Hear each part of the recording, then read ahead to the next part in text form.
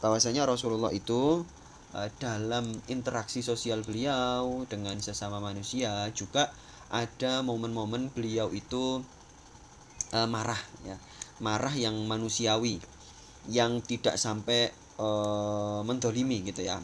Loh bukannya Ustaz Brili katanya Rasulullah bersabda bahwa la taghdab walakal jannah, ya enggak, jangan kamu marah maka bagimu surga. Loh kok tadi dibilang sama Ustaz Brili Rasulullah pernah marah. Ya adik-adik, Rasulullah memang pernah marah gitu, dan itu tidak mengurangi kemuliaan beliau ya, sebagaimana Rasulullah pernah eh, dalam bahasa kita itu apa ya, ini jangan salah paham dulu ya, ini bukan merendahkan Rasulullah, tapi kita justru mengambil gimana sih logikanya gitu loh, gimana sih logikanya. Jadi Rasulullah itu pernah marah, bahkan pernah mengucapkan kata-kata yang kalau hari ini itu kita bilang itu mengumpat ya. Bagaimana itu?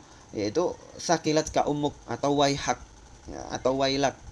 Jadi sakilat ka umuk itu dalam bahasa kita itu apa ya, kayak itu bahasa Arab ya, tapi maknanya tidak seperti tradisi kita orang Indonesia, beda ya. Kalau kita terjemahkan secara bahasa Arab ya pakai kamus gitu ya, maka seolah-olah Rasulullah itu dengan kalimat sakilat ka umuk berarti Rasulullah itu mencela orang tua orang lain ya, mencela. Jadi misalnya suatu saat ada seseorang yang ditemui Rasulullah melakukan satu perbuatan yang nggak pantas ya, ini bukan kriminal ya, tapi kejadiannya itu perbuatan yang nggak pantas gitu loh, nggak pantas secara apa ya, secara sosial, secara norma norma norma kebudayaan gitu ya. Maka Rasulullah kemudian mengatakan sakilat ka umuk, atau kadang lain itu rohima anfurojulin. Nah kalau bahasa kasarnya itu, kalau kita terjemahkan pakai bahasa Arab itu kayak kita ngomong ibumu itu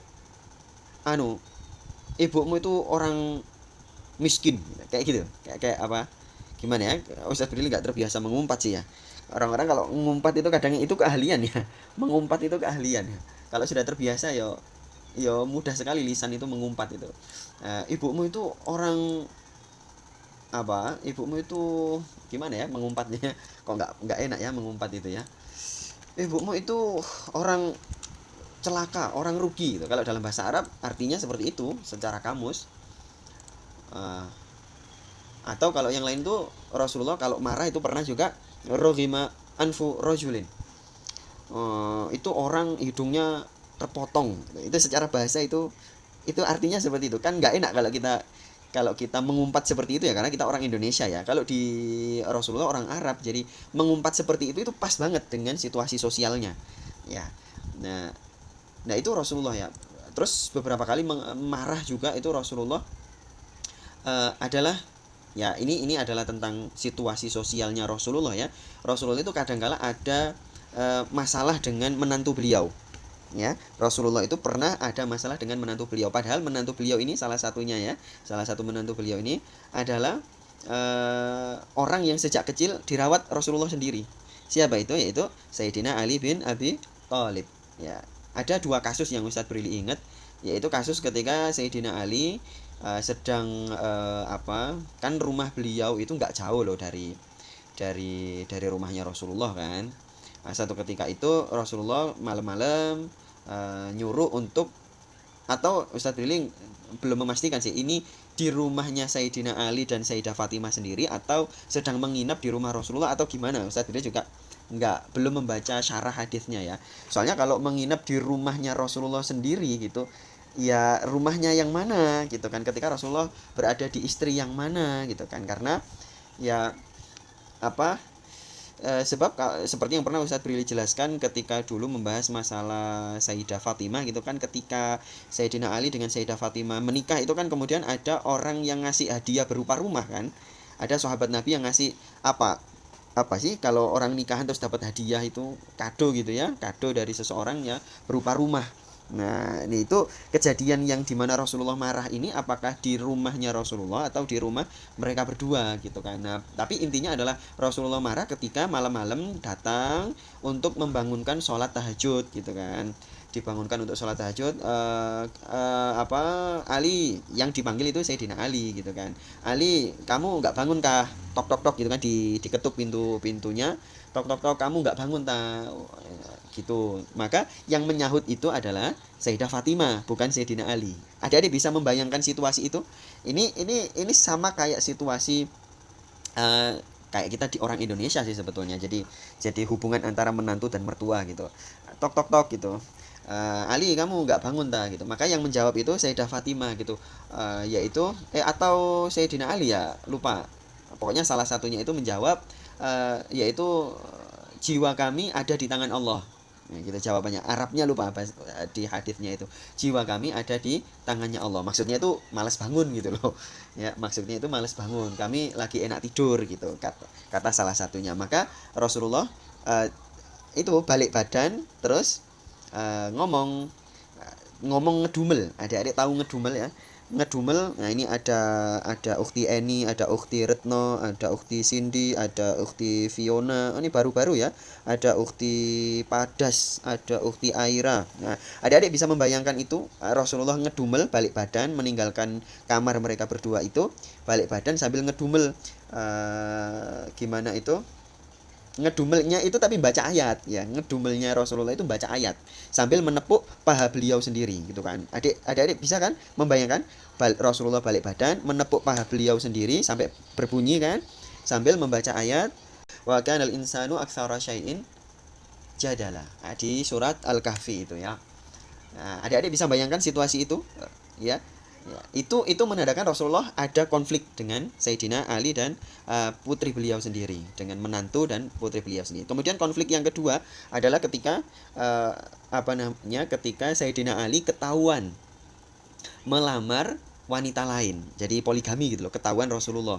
Maka Rasulullah apa saja yang menyakiti Fatimah, maka itu menyakiti aku juga. Itu beliau sendiri. Nah, padahal Sayyidina Ali kan sejak kecil diasuh sama Rasulullah kan. Nah, lanjutnya konflik selanjutnya adalah ketika orang tua tiri. Nah, orang tua tiri dengan anak tirinya, yaitu siapa? Sayyidah Aisyah dengan Sayyidah Fatimah. Ya, iya dong kan. Sayyidah Aisyah itu adalah istri Rasulullah kan. Nah, Sayyidah Fatimah anaknya Rasulullah dari istri pertama, dari Sayyidah Khadijah. Berarti Sayyidah Aisyah itu adalah ibu tiri gitu kan. Cuman usianya kan muda juga. Sayyidah Aisyah itu usianya masih muda kan. Kita malam hari ini bukan sedang menggibahi para sahabat Nabi, bukan. Kita ambil pelajaran gitu kan. Kita ambil pelajaran dan adik-adik harus masih ingat 2 pekan yang lalu Ustadz Brili menyampaikan hadis, atau 3 pekan yang lalu ya, menyampaikan hadis bahwa Rasulullah itu bersabda, ashabi kan nujum. Adik-adik masih hafal atau sudah lupa hadisnya? Ashabi kan nujum, atau di komunitas lain ya, Ustadz Brili lupa ya. Ashabi kan nujum, bi ayyihi muqtadaitum ihtadaitum. Hadisnya pendek tapi ini sangat mendasar dan berpengaruh kepada iman kita kepada Rasulullah. Makanya dihafalkan adik-adik ya. Apa hadisnya? Coba Ustadz ulangi lagi, dicatat kalau belum hafal. Ini penting banget dan ini terkait dengan keimanan kita yang terkait dengan Rasulullah. Ya, hadisnya ashabi kan nujum bi ayyihi muqtadaitum ihtadaitum. Para sahabatku semuanya itu adalah seperti bintang-bintang. Nah, seperti bintang-bintang. Bi ayyihi muqtadaitum, dengan mana saja kalian mengambil contoh, mengambil teladan, ihtadaitum, maka kalian akan mendapatkan petunjuknya Allah, mendapatkan hidayah. Nah, jadi walaupun kita tahu Sayyidina Ali ada konflik internal sebagai seorang menantu dengan Rasulullah sebagai mertua gitu kan. Tapi kita tetap ambil ilmu dari Sayyidina Ali, ambil teladan dari Sayyidina Ali gitu kan. Sebab kehidupan kita itu ya adik-adik ini perlu ingat betul supaya nanti sampai tua itu tetap bersabar menjalani kehidupan ya. Sebab nanti adik-adik kalau sudah menikah sebagai menantu itu pasti ada konflik dengan mertua. Ya, konflik tipis-tipis lah. Jangan sampai konflik yang besar ya. Konflik tipis-tipis itu pasti ada.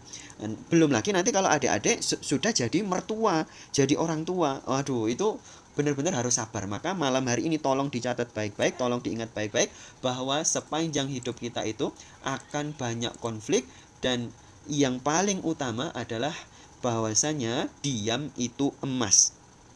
Ya, diam itu emas. Jangan sampai kalau ada konflik buru-buru dikomentari, diluapkan. Jangan, disabar-sabarin ya. Kalau konflik dengan ya konflik-konflik yang tipis-tipis itu disabar-sabarin, karena tidak akan pernah hidup kita itu cocok dengan semua orang. Itu tidak akan pernah ya. Pasti ada ketidakcocokan dengan siapapun.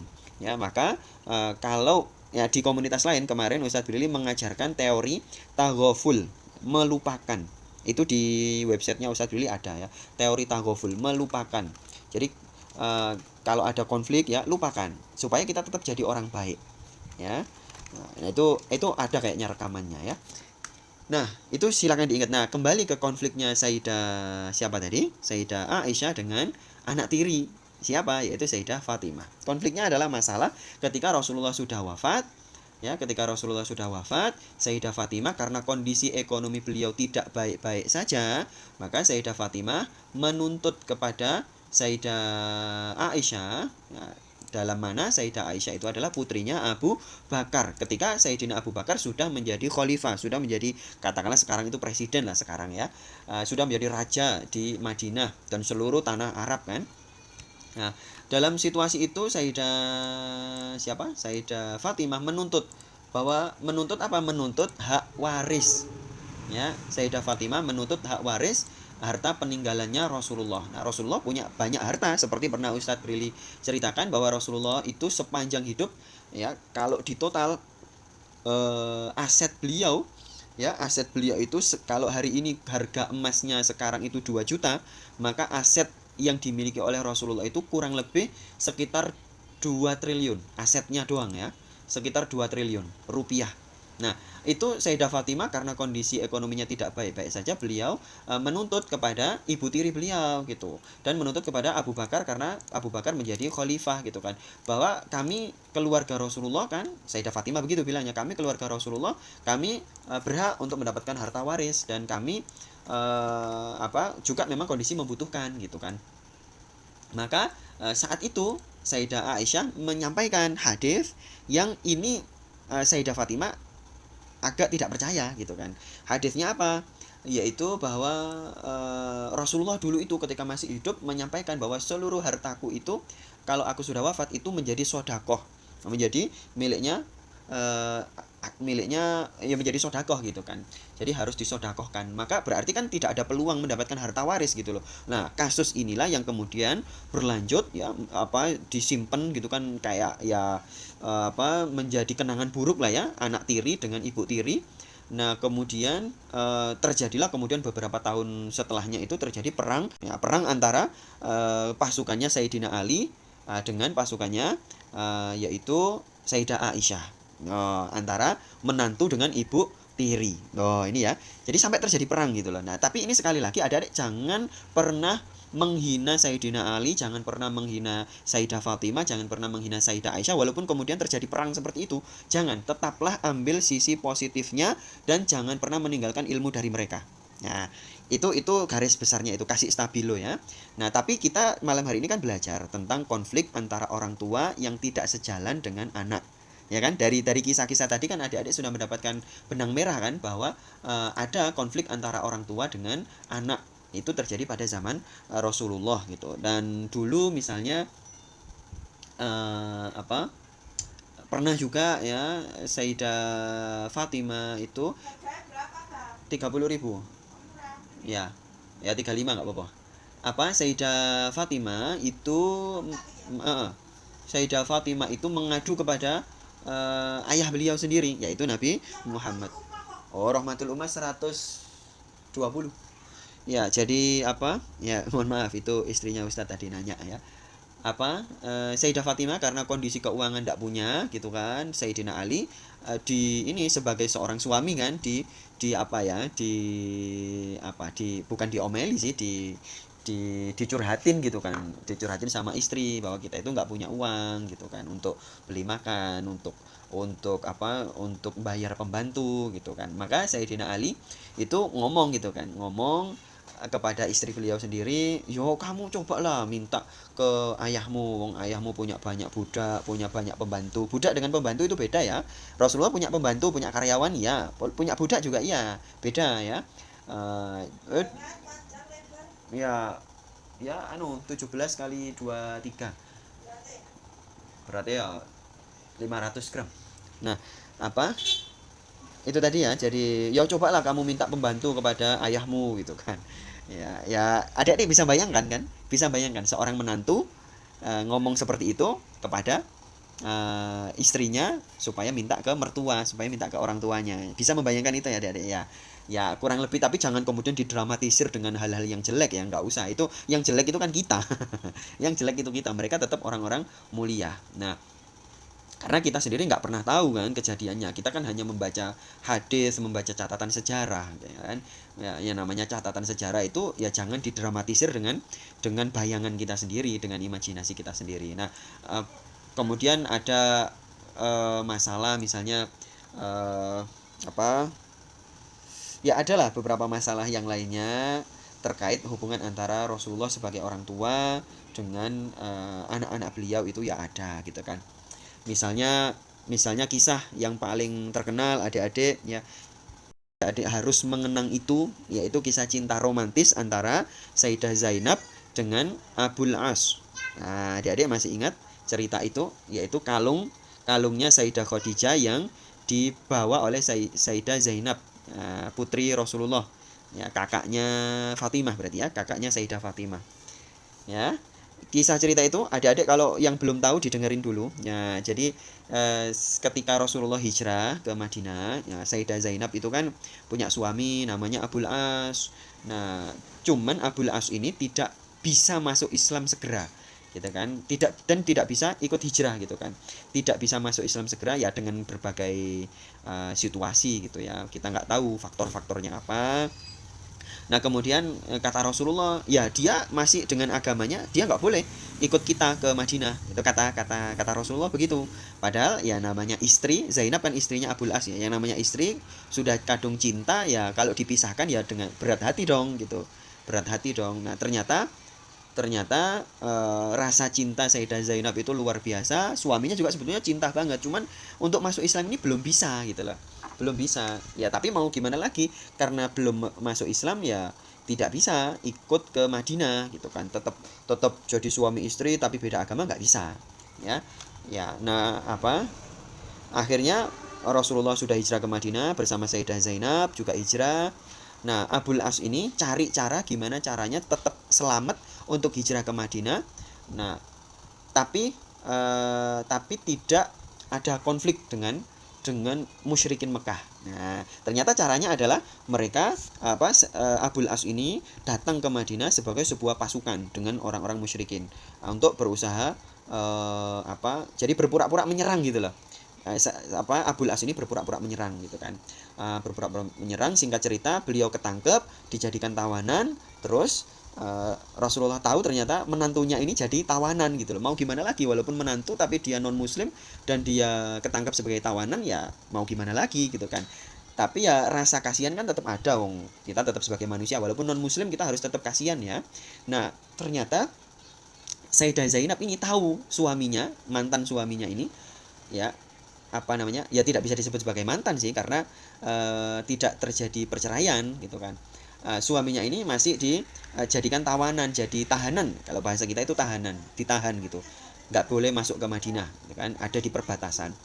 Nah, maka Sayyidah Zainab ini diam-diam datang ke, tidak diketahui oleh Rasulullah ya, datang ke perbatasan kota Madinah itu untuk menebus Abul As, menebus suaminya itu tadi, dengan membawa tebusan. Nah, tebusannya apa? Apapun gitu kan. Tebusannya apapun, tapi bukan berarti tebusan ini kemudian bebas gitu ya, enggak.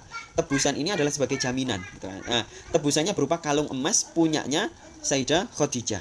Nah, punyanya Sayyidah Khadijah, punyanya ibunya sendiri. Nah, punyanya ibunya sendiri. Rasulullah nggak tahu gitu kan. Terus Zainab datang, maka para pasukannya Rasulullah ini yang ada di perbatasan yang sedang menjaga tahanan termasuk Abul As ini tadi menghadap kepada Rasulullah. Ini loh Zainab datang ke kami untuk menebus Abul As, menebus suaminya gitu kan. Dengan tebusan apa? Gitu kan. Dengan tebusan apa? Ini loh tebusannya, ditunjukkan kepada Rasulullah tebusannya itu tadi. Maka Rasulullah ketika itu langsung menangis, ya. Ketika itu langsung menangis. Menangisnya itu haru gitu. Adik-adik tahu ya, bisa membayangkan menangis harunya Rasulullah. Rasulullah haru dengan putrinya sendiri, sekaligus haru dengan kalung emas ini kok masih disimpan gitu loh sama Sayyidah Khadijah. Sayyidah anaknya sendiri, Sayyidah Zainab itu. Kok masih disimpan, betapa sayangnya. Karena Rasulullah kan sayang banget dengan Sayyidah Khadijah ya. Ini kalungnya Khadijah kok masih disimpan. Saya nggak tega kalau ini sebagai tebusan gitu kan. Ya artinya kalau sebagai tebusan kan menjadi ghanimah kan. Bukan menjadi ghanimah ya, menjadi miliknya negara gitu loh. Akhirnya Rasulullah datang kepada menemui Abul As, sudah kamu bebas dan tebusan ini bawa balik ke istrimu dan kamu bawa balik ke istrimu. Nah, saat itu juga Abul As belum tidak pakai disuruh Rasulullah, langsung menyatakan masuk Islam. Nah, baru kemudian boleh ketemu lagi sama istrinya Sayyidah Zainab. Jadi termehek-mehek ini ya istilahnya ya. Ada ini Ustaz Billy aja agak berair ini matanya, keluar air matanya. Bisa membayangkan rasa sayangnya sampai seperti itu gitu kan. Tanya pada adik, tapi itu kan ada konflik berarti kan ya, ada konflik, nggak bisa sejalan gitu kan, nggak bisa sejalan antara orang tua dan anak dan menantu. Tayyib adik-adik itu beberapa kisah setidaknya sebagai triggernya adik-adik untuk curhat malam hari ini apa sih, dan nanti coba kita pecahkan masalahnya. Mungkin ada beberapa curhatan 3 atau 5 boleh lah. Ustadz Billy sambil kerja ya. Silakan Ukti Ola diatur.